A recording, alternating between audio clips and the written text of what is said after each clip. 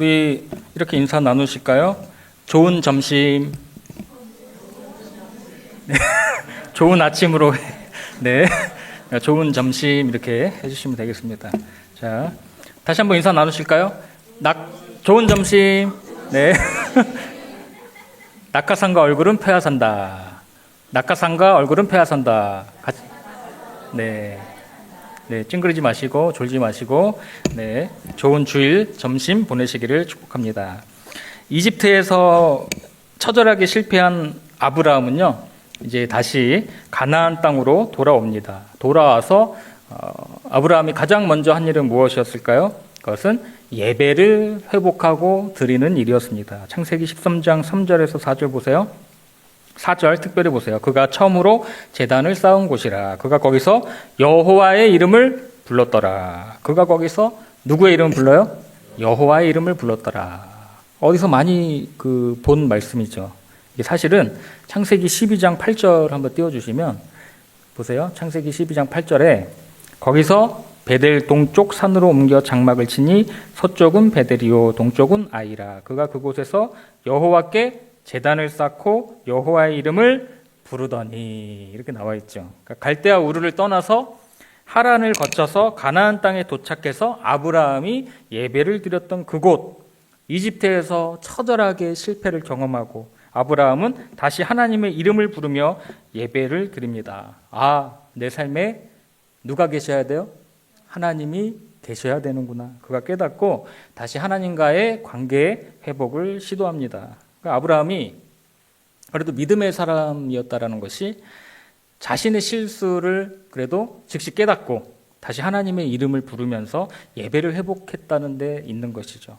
그래서 처음에 이집트로 내려갈 때는 어떻습니까? 애굽으로 내려갔을 때 아무 생각 없이 아무런 기도 없이 그렇게 내려갔습니다. 거기서 기근을 만나자 하나님께 기도하지 않고 물어보지도 않고 자기 생각대로 내려갔는데 다시 가나안으로 올라올 때 아브라함의 머릿속에는 그 마음의 중심에는 온통 하나님 생각으로 가득 차 있었다라는 것입니다.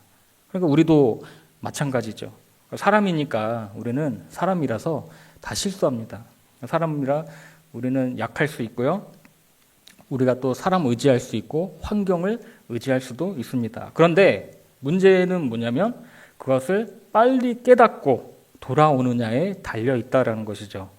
제가 예전에 이제 처갓집이 경주라서 밤에 이제 가족들 데리고 이제 연휴에 이제 경주를 쭉 내려가고 있다가 제가 이제 가뜩이는 운전도 잘 못하는데 내비도 잘 못 봐요. 그래서 내려가다가 이제 상주 영천 고속도로를 진입해서 타면 금방 가는데 제가 내비게이션을 잘못 보고 다른 곳으로 진입을 해버렸습니다. 그래서 한참 가다가 이상한 거예요. 그래가지고 한참 가다가 남상주 IC인가 그걸로 나왔는데 한 10km 정도를 가다가 되돌아왔던 적이 있습니다. 그래서 거기서 깨닫는 거죠. 실수를 하더라도 어떻게 해요? 빨리 깨닫고 돌아오면 된다라는 거죠. 그렇지 않으면 너무나 오래 걸립니다. 돌아오기가 너무나 오래 걸립니다. 그래서 우리 하나님은 우리가 실수를 하더라도 우리가 즉시 깨닫고 돌아올 때까지 기다려주시는 분이십니다. 할렐루야. 시편 103편 8편 8절 보세요. 시작. 여호와는 긍휼이 많으시고 은혜로우시며 노하기를 더디하시고 인자하심이 풍부하시도다. 아멘. 이제 오늘 본문에 새로운 한 사람이 등장합니다. 아브라함의 조카 롯이죠. 그러니까 사실 롯은 그 아브라함이 시작한 믿음의 여행에 함께 동행했던 그런 사람이었습니다. 창세기 12장 4절 보세요. 이에 아브라함이 여호와의 말씀을 따라갔고 롯도 그와 함께 갔으며 아브라함이 하란을 떠날 때 75세였더라. 이렇게 힘든 믿음의 모험을, 믿음의 여정을 같이 했던 조카 롯이었는데 문제가 생기게 된 거죠. 문제가 생겼어요. 창세기 13장 6절 7절을 보세요. 창세기 13장 6절 7절을 보시면 둘이 거느린 종과 그 짐승들이 하나님이 주신 축복으로 말미암아 막 불어나기 시작한 거죠. 재산이 막 늘어나기 시작한 거예요. 그런데 비해서 땅이 넉넉하지 않기 때문에 무엇이 일어나요? 다툼이 일어나게 되는 거예요. 다툼이 일어납니다. 그러니까 종들의 싸움이 지도자의 싸움이 되고 애들 싸움이 누구 싸움이 돼요? 어른 싸움이 되고 그런 것이 순식간인데 아브라함은 롯하고 대판 싸웠을까요? 그러지 않았다라는 것이죠. 그러니까 이러한 갈등의 방법을 아브라함이 어떻게 해결을 할까요? 창세기 13장 8절. 자, 시작. 아브라함이 롯에게 이르되 우리는 한 친족이라. 나나 너나 내 목자나 내 목자나 서로 다투게 하지 말자. 롯아, 우리는 한 친척이지 않느냐. 우리가 싸우지 말자. 지금까지 힘들게 동고동락 했는데 여기까지 왔는데 이 갈등 해결의 주도권을 누가 갖고 있어요? 롯이 아니라 믿음의 사람 아브라함이 갖고 있었다라는 것입니다. 그러니까 나이가 많냐 적냐의 문제가 아니고 믿음이 있는 사람이 갈등의 주도권을 가지고 풀어가야 된다라는 것입니다. 그러니까 삶의 자리에서 우리 성도님들 여러 가지 갈등 관계가 있으시죠? 저도 있어요. 직장에서도 이렇게 있지만 항상 그거 같아요. 제가 먼저 손을 내밀고, 제가 이제 이 말씀을 작성하면서 이제 직장 안에서도 뭐 이런저런 일이 생겨서 그거를 누가 풀어야 돼요? 제가 푸는 거예요. 믿음 있는 사람이 먼저 손을 내밀고, 아, 내가 오해했다, 내가 실수했다, 먼저 내미는 것이죠. 손을 먼저 내미시고 갈등 관계를 풀 수 있는 믿음의 사람이 되시기를 축복합니다. 9절 말씀 보세요. 9절 시작. 내 앞에 온 땅이 있지 아니하냐. 나를 떠나가라. 내가 좌하면 나는 우하고 내가 우하면 나는 좌하리라. 내 조카 롯아, 네 앞에 펼쳐진 땅이 많으니 너가 어느 쪽을 택하든지 나는 반대 방향으로 가겠다. 그러니 우리는 싸우지 말자. 그러니까 아브라함은 롯에게 먼저 선택권을 주고 있습니다. 그래서 아브라함의 제안에 따라서 롯은 요단 들판이 펼쳐져 있는 동쪽을 택하게 됩니다. 10절을 보세요. 10절 시작.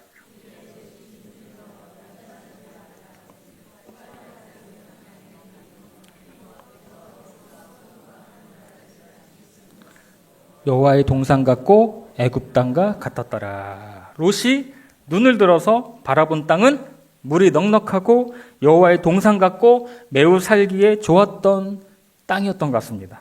많은 가축을 거느리고 있던 롯의 관심이 그쪽으로 쏠리는 것은 당연한 일입니다. 그러나 롯의 선택은 잘못된 선택이었다라는 것이죠. 그러니까 롯은 보이지 않는 하나님의 축복과 매력적인 제안을 하는 세상의 축복 중에서 후자를 택하게 된 것입니다.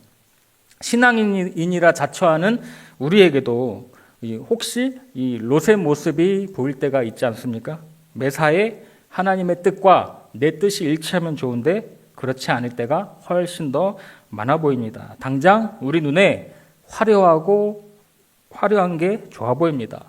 그래서 사단 마귀는 항상 우리의 마음을 어떻게 해요? 미혹시키고 속삭입니다. 달콤한 말로. 하나님의 뜻보다 이 세상의 이치에 맞춰 살라고 속삭입니다. 그래서 사탄이 주는 것은 마치 하와가 선악을 알게 하는 나무의 열매를 보고 먹음직도 하고 보암직도 하였던 그 마음을 심어주는 것입니다. 롯이 선택한 그 땅이 어떤 땅입니까? 바로 소돔과 고모라 땅이었습니다. 역사적으로 가장 무서운 심판을 받았던 그런 땅이었습니다. 그런데 이 롯의 눈에는 너무나 좋아 보이는 거죠. 그래서 그 땅이 얼마 후면 하나님의 심판으로 다 불타 없어질 그 땅이었는데도 말입니다. 단지 인간적인 관점에서 볼 때 행복을 줄 것 같은 그런 약속을 하는 그런 착각을 주는 도시일 뿐이죠. 그러므로 우리 성도 여러분, 언제나 화려한 것에 속지 마시기를 바랍니다. 그런 곳에는 언제나 함정이 있기 마련입니다. 결국 롯은 하나님을 택하지 못하고 세상을 택하여 갔습니다. 사람의 눈에 보기 좋은 이 행복의 조건들을 찾아간 것이죠. 그런데 아브라함이 끝까지 거주한 땅은 어떤 땅이었어요? 가나안 땅이었다라는 거죠. 창세기 13장 12절 시작. 아브라함은 가나안 땅에 거주하였고 롯은 그 지역의 도시들에 머무르며 그 장막을 옮겨 소돔까지 이르렀더라. 가나안 땅은 참 외로운 땅이었습니다. 기근이 있는 땅이었습니다. 그러나 아브라함은 하나님의 말씀과 약속이 있었기 때문에 그 땅을 계속해서 붙들고 있었다라는 것입니다. 여러분, 하나님의 말씀이 그러하면 그러한 것입니다. 할렐루야. 하나님의 말씀에 우리들의 생각을 덧붙이거나 인간적인 해석을 가미시키지 마시기를 바랍니다. 해보지도 않고 이래서 안 된다, 저래서 안 된다, 미리 판단하고 예단하지 마시기를 바랍니다. 하나님의 말씀은 약속이기 때문에 반드시 성취되는 것입니다. 신실하신 우리 하나님의 약속을 꼭 붙드시고 따라가시기를 축복합니다. 하지만 롯은 어떠합니까? 롯은 세상과 물질을 따라가면서 인간적인 행복을 추구했습니다. 롯은 평지 성읍들에서 머무르면서 계속해서 그 장막을 옮기기 시작합니다. 재미있는 표현은 12절 다시 한번 띄워보세요. 재미있는 표현은 소돔까지 이르렀더라. 그 표현이죠. 하나님을 버리고 물질을 택하여 가면 어디까지 가요? 소돔까지 가는 것입니다. 처음부터 그곳까지 갈 마음은 없었는지도 모릅니다. 그러나 궁극적으로 그곳까지 가게 되는 것이죠. 이 길은 어떤 길입니까? 멸망의 길이요, 사망의 길이요, 심판의 길입니다. 예수님은 넓은 길로 가지 말고 우리 보고 어느 길로 가라고 해요? 좁은 문, 좁은 길로 가라. 그렇게 말씀하시죠. 마태복음 7장 13절 14절 같이 읽습니다. 시작. 좁은 문으로 들어가라. 멸망으로 인도하는 문은 크고 그 길이 넓어 그리로 들어가는 자가 많고 생명으로 인도하는 문은 좁고 길이 협착하여 찾는 자가 적음이라. 넓은 길은 인기가 많은 길입니다. 많은 사람들이 가는 길입니다. 그러나 좁은 길은 어떤 사람들이 가는 길이에요? 사람들이 다 피해서 다니는 길이죠. 가지 않으려고 하는 길입니다. 그러나 예수님은 우리 보고 좁은 길로 들어가라 말씀하십니다. 좁은 길로 가라고 하는데 넓은 길로 가려고 하는 사람들, 오늘 본문에 보면 그들이 바로 소돔 사람이다라고 생각을 하시면 됩니다. 자기 소견에 따라 행하던 사람들. 창세기 13장 13절 보세요. 자, 시작. 소돔 사람은 여호와 앞에 악하며 큰 죄인이었더라. 우리는 다시 말씀드리지만 어떤 사람들이에요? 좁은 문, 좁은 길로 걸어가는 사람들입니다. 할렐루야. 우리 가슴에 손을 얹고 나는 좁은 문, 좁은 길을 가는 사람이다. 믿으시죠? 좁은 길은 협착하여 다니기에 불편하죠. 위험하고, 그러나 그 길의 끝은 생명이요, 구원이요, 영생이라는 사실을 꼭 믿으시길 바랍니다. 그래서 우리가 이 세상의 풍속을 쫓지 않고 담대히 하나님의 말씀을 붙드시고 살아가시기를 축복합니다. 그렇게 롯은 아브람 곁을 매몰차게 떠나버렸어요. 그런데 여러분, 하나님은 언제 오십니까? 하나님 언제 오세요? 창세기 13장 14절 시작. 롯이 아브람을 떠난 후에 여호와께서 아브람에게 이르시되 너는 눈을 들어 너 있는 곳에서 북쪽과 남쪽 그리고 동쪽과 서쪽을 바라보라. 롯이 떠나고 나서 하나님이 찾아오십니다. 그러나 엄밀히 말하면 우리 하나님은 언제나 우리 곁에 계셨습니다. 할렐루야. 언제나 아브라함과 같이 계십니다. 임마누엘의 하나님은 우리와 늘 동행하여 주십니다. 하나님이 없기 때문에 응답이 없는 것이 아닙니다. 하나님의 기다림은 하나님의 부재를 의미하는 것이 절대로 아닙니다. 하나님은 이미도 기다리고 계셨습니다.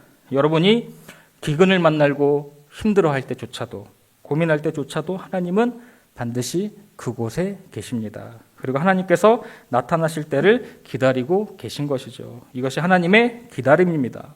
따라서 주님은 우리 성도님들의 눈물을 보고 계시고 한숨을 알고 계시고 또 기도를 들으시고요. 우리의 믿음이 성숙할 때까지 기다리십니다. 할렐루야. 어떤 곤충학자가요. 제가 이 글을 읽었는데 번데기가 이 나비로 바뀌는 과정을 연구하고 있었는데 이제 이 곤충학자가 드디어 오랜 시간을 기다리면서 이제 마지막 관문인 이 번데기 껍질만 깨고 나오면 이 나비가 이제 푸른 하늘을 훨훨 날 수 있는 상황에 이제 직면하게 된 것입니다. 그리고 어린 애벌레 이 상태인 나비들은 이 껍질을 깨기 위해서 온갖 힘을 다해서 혼신의 힘을, 마지막 힘을 그렇게 다하기 시작했습니다. 그런데 이제 이 딱딱한 껍질이 깨지지 않는 거예요. 곤충학자가 보니까. 그러니까 이제 곤충학자가 그 모습을 보면서 이제 애가 타는 거죠. 그래서 막 움찔거리는 애벌레들 중에서 제일 힘들어 보이는 번데기의 껍질을 핀셋으로 벌려서 도와줬습니다. 그러자 나비는 그 틈으로 촉수를 내밀더니 드디어 날개를 퍼덕이는 것입니다. 그러나 곤충학자는 그만 너무 속상한 일을 당하게 됩니다. 그 나비는 날아보려고 몇 번 날개를 흔들더니 그만 날지 못하고 땅으로 떨어져 죽고 말았습니다. 곤충학자는 너무 가슴이 아픈 거예요. 그러나 다른 애벌레들은 시간이 지난 후에 자기 힘으로 애벌레의 껍질을 깨고 나오더니 드디어 하늘을 훨훨 날기 시작했습니다. 여기에서 그 곤충학자는 교훈을 얻게 된 것입니다. 어린 나비가 스스로 껍질을 깨고 나올 수 있도록 기다리는 것이 최선의 방법이라는 사실을 깨닫게 된 것입니다. 이와 마찬가지로 하나님은 우리들의 믿음이 다시 태어나고 승리하기를 원하십니다. 자기를 이기고 자기를 깨고 우리가 거듭나기를 원하십니다. 하나님의 약속을 얻기 위해서는 이런 고통의 과정이 필요하다라는 것이죠. 따라서 이 롯이라는 그 존재는요, 아브라함에게만 있었던 것이 아닙니다. 우리에게도, 여러분에게도 이 롯이라는 존재가 반드시 있습니다. 분명히 있습니다. 하루는 롯처럼 생각하고 또 하루는 아브라함처럼 생각합니다. 우리 내면을 한번 잘 들여다보십시오. 이 두 가지가 얼마나 다투고 싸우는지를 모릅니다. 하루에 12번도 더 생각하고 이리로 갈까 저리로 갈까, 이렇게 하면은 나한테 이익이 될까, 저렇게 하면은 손해가 날까, 계산기 두드리느라 머리가 너무 복잡하죠. 여기서 우리가 살아나는 길은 한 가지입니다. 여러분 안에 있는, 우리 내면 안에 있는 이 롯에 대한 생각을 어떻게 해요? 예수의 이름으로 선포하고 뿌리 뽑아야 되는 것입니다. 할렐루야. 세상적이고 인간적이고 물질적인 그 행복의 약속을 우리가 떨쳐버리십시오. 쉽진 않겠지만 우리가 그렇게 하기로 결단하면 바로 그때 하나님이 찾아오셔서 우리의 등을 두드려 주시고 잘했다고 격려해 주실 것입니다. 그래서 여기에서 승리하면 믿음은 우리로 하여금 궁극적으로 남들이 보지 못하는 새로운 세계를 보게 합니다. 한 번도 우리가 보지 못했고 상상하지도 못했고 가보지도 못했던 놀라운 세계를 경험하게 합니다. 그러므로 믿음을 가지고 하나님을 선택하시기를 축복합니다. 내가 결코 상상할 수도 없었던 세계를 보게 되고 얻게 되는 것입니다. 롯이 떠난 후에 아브라함에게 찾아오신 하나님이 이렇게 말씀하십니다. 13장 14절 시작. 롯이 아브라함을 떠난 후에 여호와께서 아브라함에게 이르시되 너는 눈을 들어 너 있는 곳에서 북쪽과 남쪽 그리고 동쪽과 서쪽을 바라보라. 너는 눈을 들어서 너 있는 곳에서 동서남북을 바라보라. 이 동서남북은 전 세계 열방을 뜻하는 것입니다. 전 세계 열방. 인간적인 판단과 계산으로 선택한 그 땅은 앞으로 멸망할 소돔과 고모라였지만 믿음으로 선택한 하나님의 때와 방법은 온 열방을 너에게 주겠다라는 것입니다. 온 열방을. 여러분은 예수님을 믿고 나서 어떠한 세계를 바라보고 계십니까? 온통 파란색만 보고 계십니까? 아니면 온통 빨간색만 보고 계십니까? 믿음은 우리가 알 수 없는 그 미지의 신세계로 우리를 인도해 줍니다. 하나님께 하는 미지의 여행, 생각만 해도 어떻게 해요? 가슴이 뛰는 것이죠. 제가 이제 맨날 이제 군대 얘기만 해서 죄송합니다. 다른 이야기도 많은데 이 본문과 제 적절한 상황이 군대에서 너무 스펙타클하게 많이 일어나가지고 자 여기까지만 하고요. 자 제가 포항에서 이제 신혼살림을 포항에서 이렇게 차렸어요. 그래서 큰 아이를 포항에서 낳는데 제가 이제 중2 때 이제 근무를 하고 있는데 갑자기 해병대 사령부로부터 전화가 온 거예요. 한 통의 전화가 딱 오는 거예요. 오더니 김중희 3월 달에 백령도로 들어가! 이렇게 전화가 온 거예요. 무슨 영문인지도 모르고 백령도요? 그렇게 그 말을 들었을 때 처음에는 너무 당황스러우니까 이제 포항에서 신혼살림 차리고 애 낳고 살고 있는데 제가 이제 어떻게 얘기를 했냐면 저 누구누구 소령님 저 군대 계속할 생각이 없으니까 여기서 제대하게 해주십시오. 그렇게 라고 중이 나부랭이가 당돌하게 그렇게 답변을 하고 전화를 딱 끊었어요.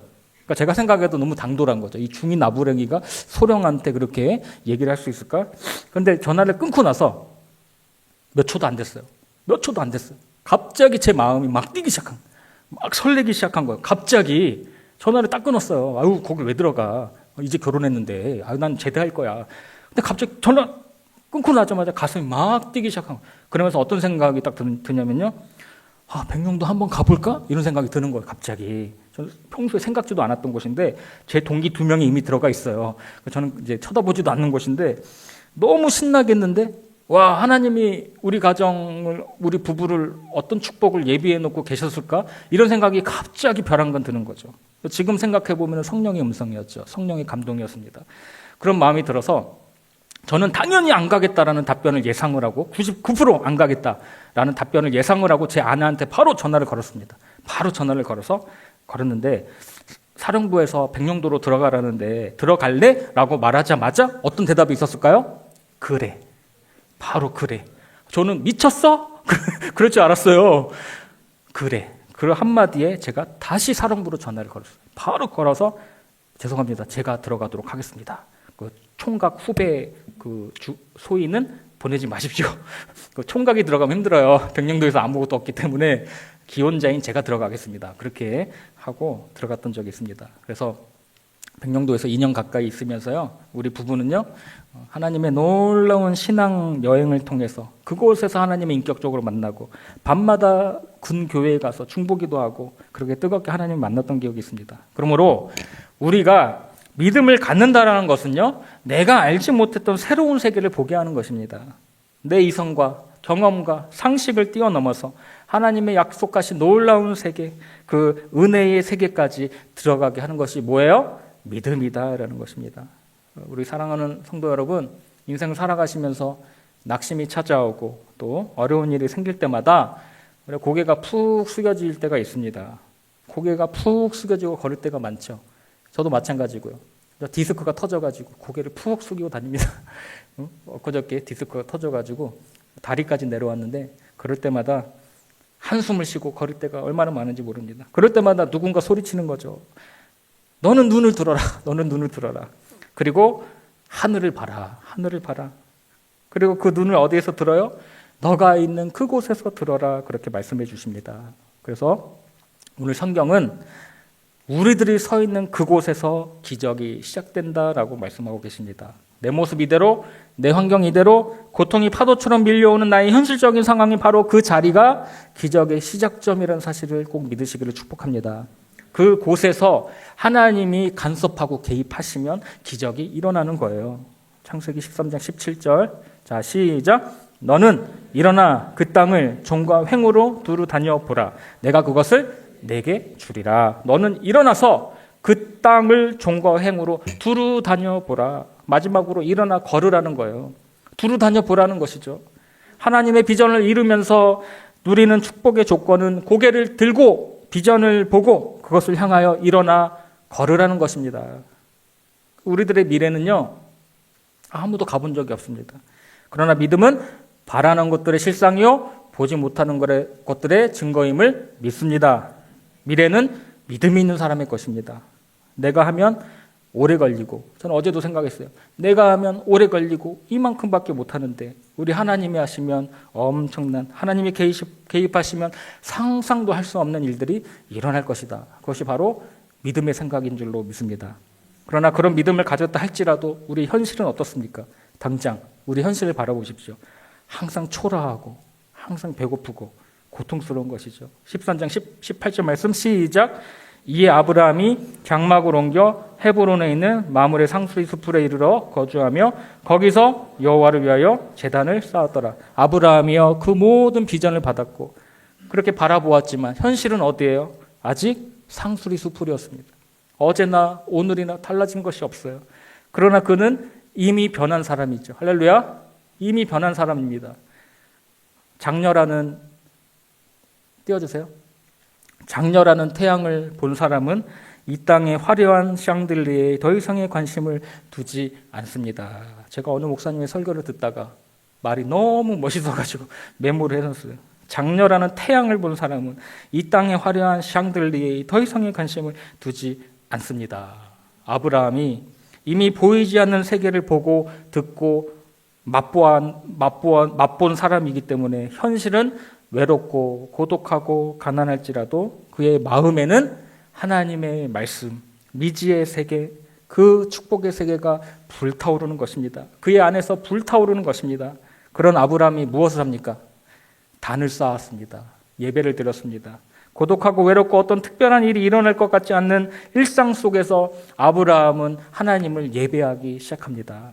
그래서 하나님께 예배하는 그 순간 우리 믿음이 다시 회복되고 다시 살아나고 우리가 예배하는 가운데 상황이 바뀌고 기적이 일어나고 하나님의 능력이 나타나게 될 줄로 믿습니다. 오늘 말씀을 통해서 우리 성도 여러분 전반기 동안 나의 신앙의 자세와 태도를 한번 점검해 보시기를 원합니다. 이제 무더운 여름이 시작되었습니다.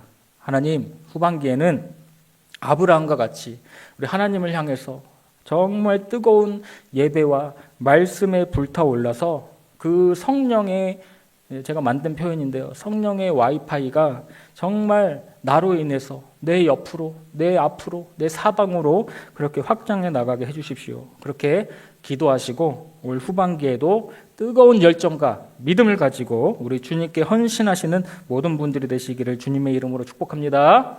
기도하겠습니다.